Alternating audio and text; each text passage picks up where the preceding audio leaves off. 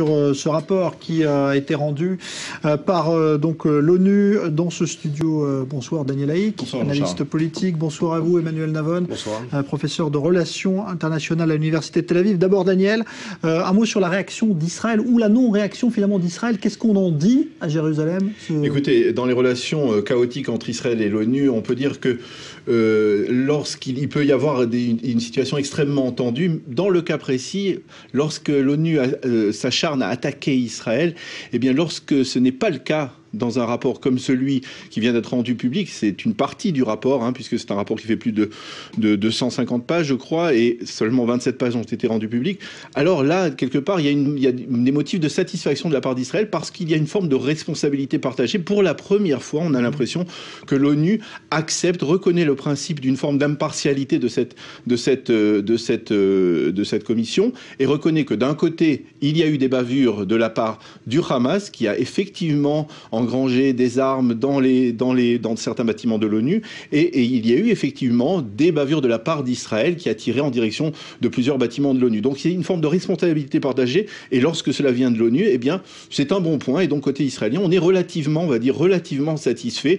On affirme que quelque part, lorsque l'ONU veut effectivement créer une commission qui est impartiale et professionnelle, eh bien l'État d'Israël coopère avec cette commission comme cela ne s'est pas passé avec la commission Goldstone en 2009, et le résultat est en fonction. Il y a une forme de responsabilité partagée. C'est un moindre mal pour Israël. Vous partagez cet avis, Emmanuel Navon? Il y a un moindre mal là dans ce rapport qui est quand même accusateur. Le rapport est d'abord très accusateur vis-à-vis du Hamas. Et Ban Ki-moon, le secrétaire général de l'ONU, a tenu des propos très durs contre le Hamas en disant que le Hamas, et cela est prouvé par ce rapport, a utilisé de façon cynique des écoles de l'UNRWA, des bâtiments de l'ONU, pour cacher des armes et pour s'attirer les tirs israéliens. Je vous rappelle que d'après le droit international, en temps de guerre, il est permis de tirer sur des tirs civils s'il est prouvé qu'elles sont en réalité des cibles militaires utilisées cyniquement par des organisations terroristes comme des cibles civiles. Maintenant, il faut bien comprendre une chose, c'est que ce rapport a été commandité par le secrétaire général et qu'il ne s'agit pas d'un rapport de la soi-disant Commission des droits de l'homme des Nations Unies, qui elle-même doit publier également un rapport prochainement. Israël, comme le ministère des Affaires étrangères l'a indiqué, a pleinement collaboré avec le secrétaire général et son bureau, mais Israël ne collabore pas, en revanche, et ne collaborera pas avec la soi-disant Commission des droits de l'homme de l'ONU, qui, elle, est une commission kafkaesque dont les conclusions sont connues à l'avance. Et en revanche, sur le rapport du secrétaire général, Israël a pleinement coopéré.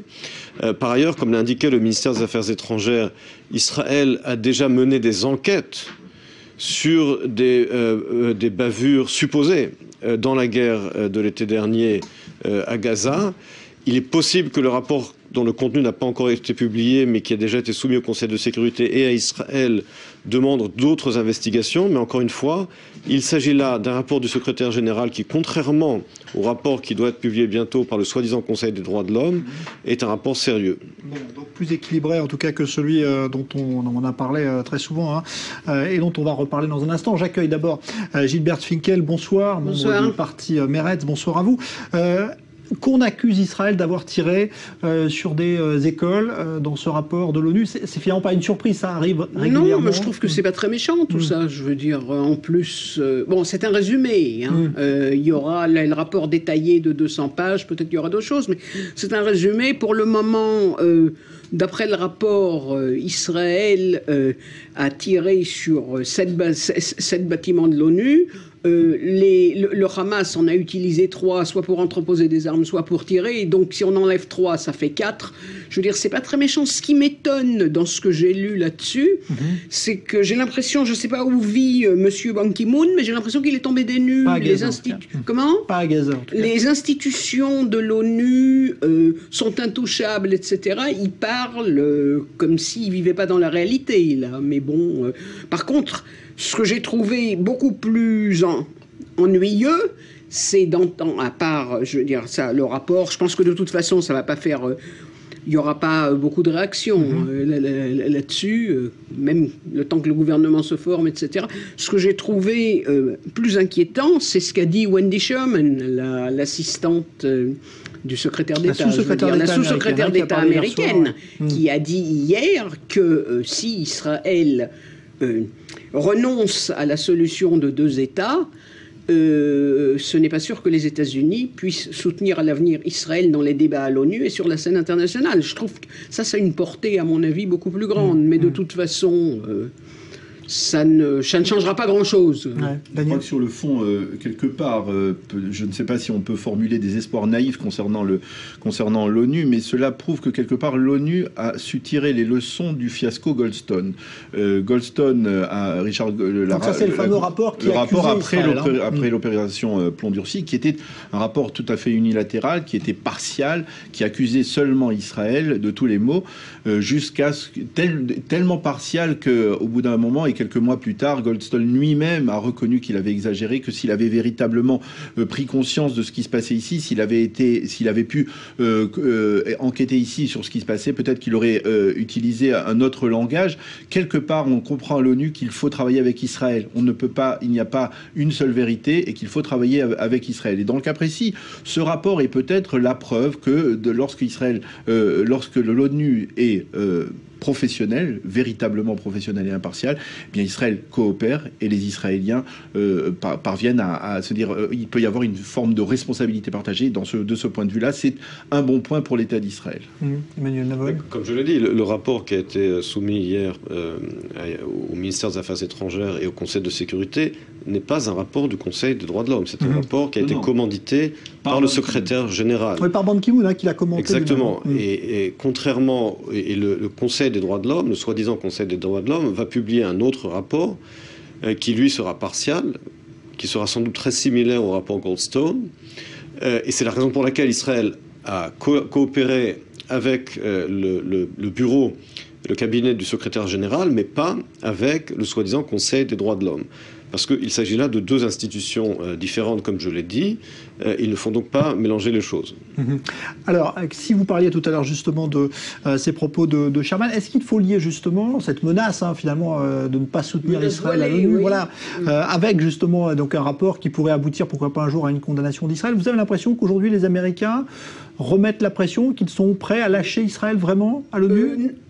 Gilbert Finkel? On ne sait pas. C'est un grand point d'interrogation, impossible de savoir. Par contre, il y a aussi l'opinion publique. Et puis, ce que je crois aussi, c'est que ça n'inquiète pas vraiment le gouvernement, notre futur gouvernement, parce que je pense que si Bibi Netanyahou arrive à former une coalition qui sera donc assez à droite et anti-Obama et son gouvernement, ils attendront tranquillement en espérant que ce sera un républicain qui sera élu comme prochain président aux États-Unis. Alors là, ça changera tout de toute façon. Donc, je pense, en attendant, non, c'est aussi, elle a aussi dit ça à cause on parle d'une initiative française qui voudrait que le Conseil de sécurité prennent une nouvelle résolution, comme s'il n'y en avait pas déjà assez. Écoutez, tout ça sont des spéculations. De toute façon, le rapport entre nos 2 gouvernements aujourd'hui, le gouvernement israélien tel qu'il était et celui qu'il va y avoir, et le gouvernement américain, c'est loin d'être la lune de miel. Donc, comme les rapports sont pas, on manque de chaleur, c'est le moins qu'on puisse dire, et qu'il y a plein de désaccords, et que on s'attend, si vous voulez, tant qu'il n'y aura pas, à mon avis, le seul moyen de changer quelque chose, c'est si on fait, nous, une contre-proposition. Puisque j'ai vu aujourd'hui, c'est sur le site de Walla, et on en a parlé chez vous, que le Qatar et la Turquie sont en train de préparer une proposition pour faire une trêve de 10 ans avec la bande de Gaza. On n'en sait pas plus que ça. Je pense que là, ça m'étonnerait que le gouvernement l'accepte, puisque ce ne sont pas nos meilleurs amis, mais on pourrait, si par hasard ils y ajoutaient des alliés comme l'Égypte ou la Jordanie, puisqu'on parle tellement, on a parlé d'une conférence régionale qui n'aboutit à rien, il faudrait peut-être ou donner plus de détails, faire une contre-proposition. Non, etc. Maintenant, ce que je voulais dire à propos de l'ONU aussi, c'est qu'il y a aussi ce qui se passe ailleurs. Je veux dire, tous les jours, il y a un conflit supplémentaire quelque part. Maintenant, c'est au Yémen, Aden, enfin l'Iran, l'Arabie Saoudite. Il y a tellement de choses qui occupent tout le monde qu'on n'est pas en train de s'acharner sur nous pour le moment. Ouais, sur justement ces négociations indirectes dont on fait état en ce moment entre Israël et le Hamas, Emmanuel Navon, est-ce qu'il vous semble plausible que le gouvernement israélien aujourd'hui lâche finalement la piste Ramallah et s'emploie à négocier avec le Hamas? Alors, je pense d'abord que cette soi-disant trêve de 10 ans, on a vu ce que valaient les trêves avec le Hamas dans le passé, et on se demande parfois si cette trêve de soi-disant 10 ans est censée correspondre avec les 10 années de l'accord qui va être signé entre l'Iran et les États-Unis. C'est à peu près la même période, puisque le président Obama lui-même a reconnu qu'après 10 ans, les sanctions seront... Enfin, l'accord ne sera plus en force et que l'Iran pourra obtenir la bombe immédiatement. Et je trouve ironique de la part de Wendy Sherman de faire la leçon à Israël sur les négociations avec les Palestiniens, quand on voit la façon dont elle a négocié avec les Iraniens, de venir vers Israël aujourd'hui en disant maintenant confirmez que vous êtes pour la soi-disant solution des deux États, alors même que le gouvernement de l'autorité palestinienne est un gouvernement d'union avec ce même Hamas, n'est-ce pas?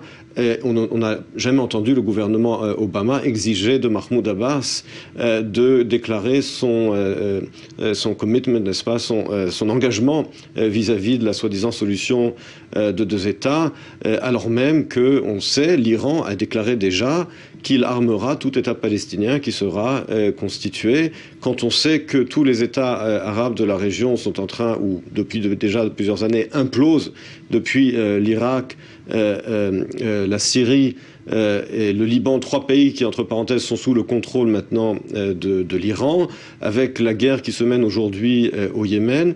Tout ce qui préoccupe Wendy Sherman, c'est qu'Israël déclare que nous sommes prêts à créer un 23e État arabe qui va également imploser et être contrôlé par l'Iran. C'est tellement grotesque que je pense que le gouvernement israélien a bien fait de ne même pas répondre à cette déclaration. Merci Emmanuel Navon, merci à vous Gilbert Finkel.